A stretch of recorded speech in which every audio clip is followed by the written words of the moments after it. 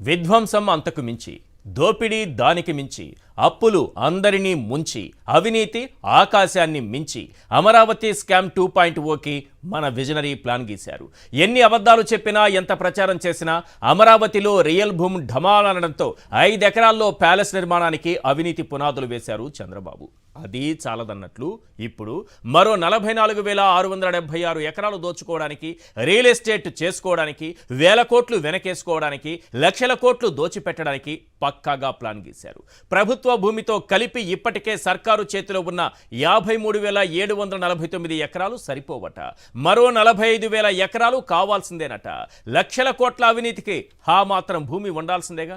మొత్తంగా చంద్రబాబు రాజధాని పేరుతో అమరావతిలో 1,00,000 ఎకరాల్లో సరికొత్త స్కామ్కు తెరతీశారు. ఐఆర్ఆర్, ఓఆర్ఆర్కు అనుబంధంగా భూ సమీకరణ చేయాలని డిసైడ్ అయిపోయారు. కృత్రిమంగా రియల్ భూమి సృష్టించడానికి కొత్తగా అంతర్జాతీయ విమానాశ్రయం, రైల్వే స్టేషన్, స్టేడియాల నిర్మాణం అంటూ గ్రాఫిక్స్ గీసి చూపిస్తున్నారు. తుళ్లూరు, అమరావతి, తాడికొండ, మంగళగిరి మండలాల్లోని భూములపై చంద్రబాబు కన్నుపడింది. 3 పంటలు పండే ఆ 45,000 ఎకరాలు కూడా భగ్గున మండిపోవాల్సిందే.